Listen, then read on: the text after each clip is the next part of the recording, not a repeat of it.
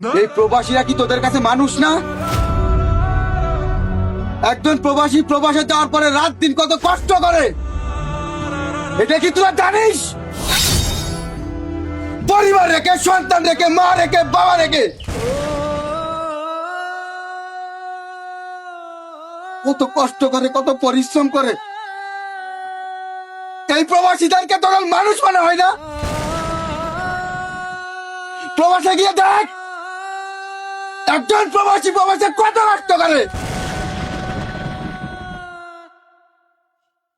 স্ত্রী, সন্তান, মা, বোন, পরিবার, আত্মীয় স্বজন সবাইকে রেখে দূরে পড়ে দেখতে হয়। আরে আমরা প্রবাসীরা কি মানুষ না? আমরা তোদের কাছে টাকার বেশি হয়ে আছি।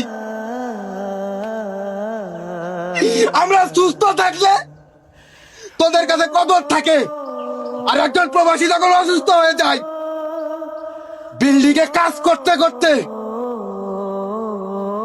জমিনে পড়ে মৃত্যুবরণ করে, তখন প্রবাসীর কবিনে তোর টাকার খোঁজ করিস। প্রবাসী তোদের জন্য কি করলো কি না করলো এইটা তো খোঁজ করিস না ভাই। আরে কিসের পরিবার তোরা, কিসের ভাই তুই আমার?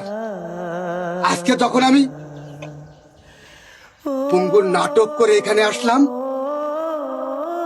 আজকে আমাকে ভাইয়ের পরিচয় দিচ্ছিস না।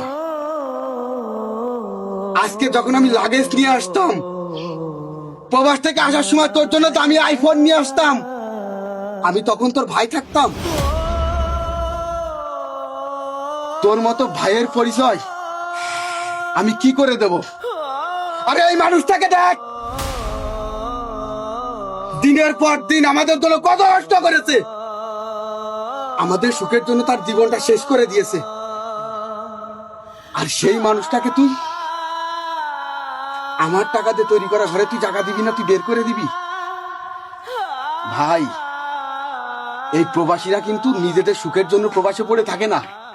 এই প্রবাসীরা এই দেশ, তার পরিবার, তার আত্মীয় স্বজন সবাইকে ভালো রাখে। এই যে আজকে দামি পোশাক পরে ঘুরে বেড়াচ্ছিস না, তোর ভাইয়ের ওই প্রবাসে ঘাম ঝরানোর টাকাই কেনা। যদি কোনোদিন প্রবাসে যাস, সেদিনই বুঝতে পারবি একজন প্রবাসী প্রবাসে কত কষ্ট করে।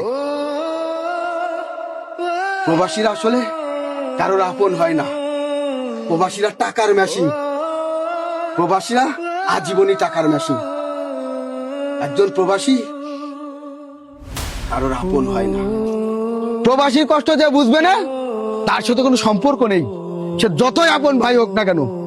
বাড়ি থেকে এই বাড়িতে তোর মতো ভাইয়ের কোনো জায়গা নেই। প্রবাসীর কষ্ট যে বুঝবে না, প্রবাসীও তার কষ্ট বুঝবে না। সাফ কথা। চলো আমরা